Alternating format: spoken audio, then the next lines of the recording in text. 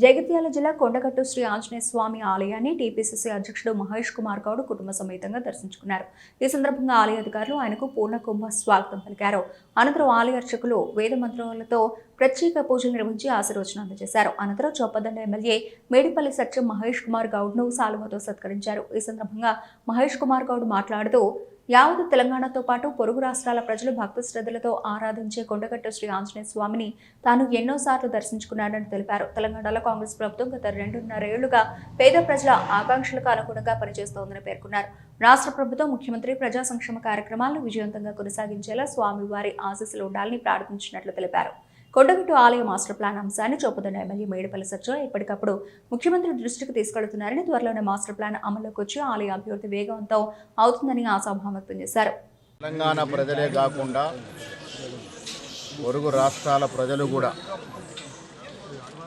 భక్తి శ్రద్ధలతో ఆరాధించే కొండగట్టు ఆంజనేయ స్వామిని వాళ్ళు దర్శనం చేసుకోవడం జరిగింది. శాసనసభ్యులు మేడిపల్లి సత్యం గారు, జగిత్యాల శాసనసభ్యులు సంజయ్ గారు, వారితో పాటు పెద్దలందరి సమక్షంలో ఇవాళ ఆంజనేయ స్వామి దర్శనం చేసుకున్నాం. పవిత్రతో ముఖ్యంగా యువకులు ఆరాధించి పూజించే దైవం ఆంజనేయ స్వామి, కొండగట్టు ఆంజనేయ స్వామి. నేను కూడా చాలామంది ఇక్కడ రావడం జరిగింది. పిసిసి అధ్యక్షుని తర్వాత మొదటిసారిగా ఇక్కడ దర్శనం చేసుకుంటా ఉన్నాం. భగవంతుని కోరుకున్నాం. తెలంగాణలోని ఉన్నటువంటి కాంగ్రెస్ ప్రభుత్వం 2.5 సంవత్సరాలుగా పేద ప్రజల యొక్క ఆశయాలకి ఆకాంక్షలకు అనుగుణంగా పనిచేస్తూ ఉంది. ఇంకా ఈ ప్రభుత్వానికి, ప్రభుత్వ అధినేతకి శక్తి సామర్థ్యాలు ఇచ్చి పేద ప్రజల యొక్క కష్టాలను తీర్చడంలో సఫలం అయ్యే విధంగా ఆశీర్వదించాలని కోరుకోవడం జరిగింది.